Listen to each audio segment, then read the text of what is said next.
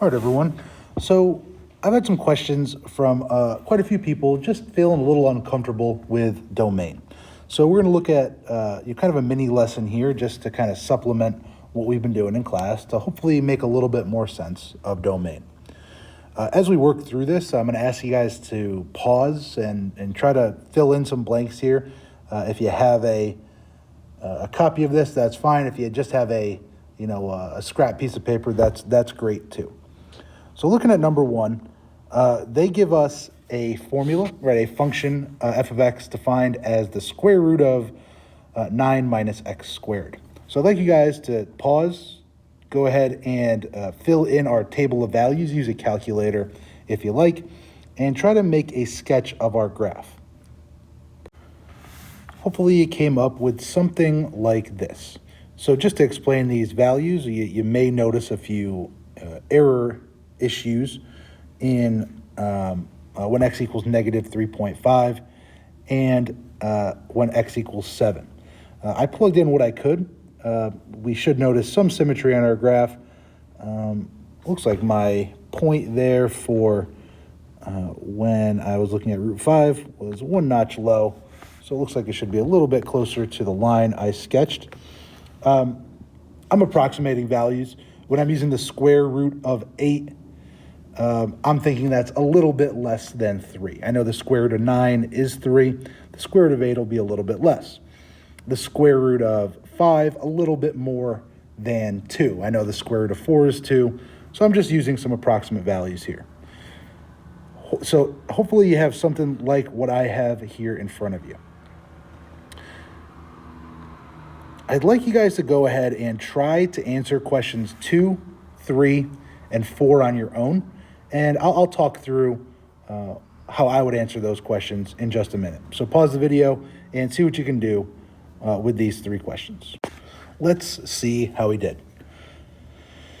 On number 2, the numbers that do not have an associated output, I thought that they would include values that were larger than 3 or less than negative 3.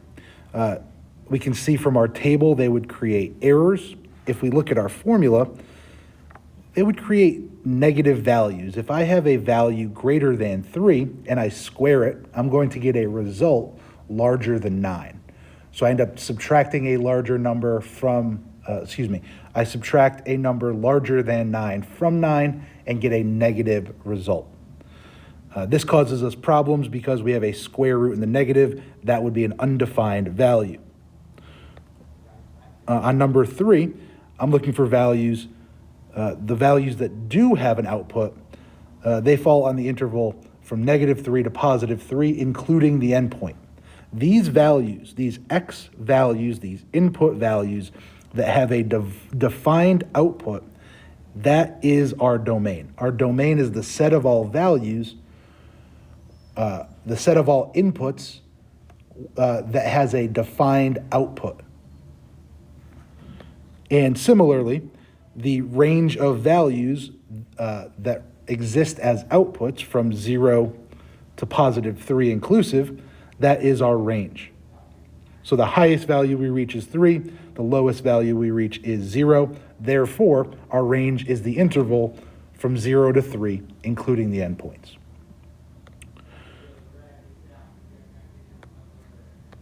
Let's move along to number 5. Here we have a graph of g of x shown. We can see we have a function defined as 1 divided by x over 4. And they are telling us when Leslie plugs in 4 into the equation for x, her calculator says it doesn't work. There's an error. Why might this be? Well, I would say that's because we're dividing by 0. That's our big mathematical no-no, right? If I plugged 0 into the denominator, we are dividing by 0. There's a lot of rules that we can break mathematically. This is the one that we simply never can break. Therefore, 4 would exist outside of our domain. So our domain of g of x, domain, must not include 4, but it will include all other real numbers. We're going to use that rounded endpoint and the interval notation here to express the domain. And what I noticed from the graph, at least, is that I can never equal 0. I can see there's this, you guys may recognize that as asymptotic behavior. So our range is all values not including 0. In this case, we'd go from -infinity to 0, in union with 0 to infinity. Again, the domain is the set of all values of x that have a defined output. If we plugged in 4, we would have an undefined output.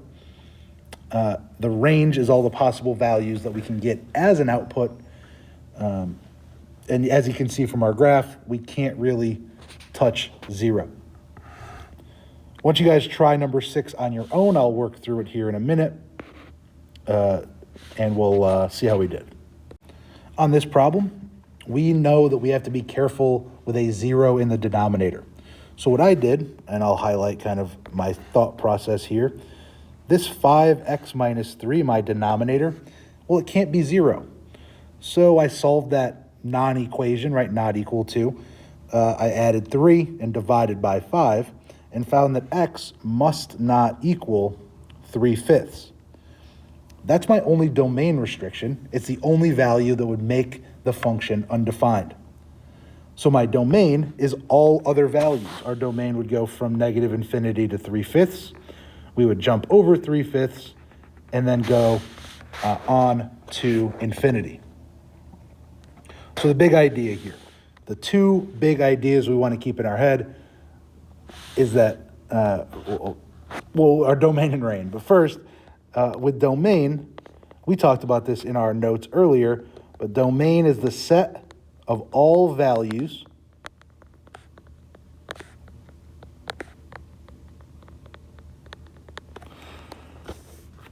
of inputs. Usually we use x, but it could be any variable. The set of all inputs that produce a defined output.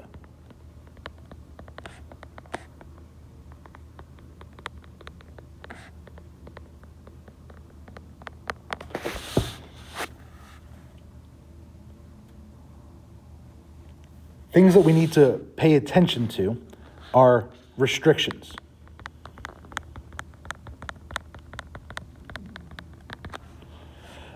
We can't have a 0 in the denominator. We can't have a square root that is negative. These are error issues that would cause errors if we were to enter them in our calculator or try to plot those points. The range is the set of all possible outputs.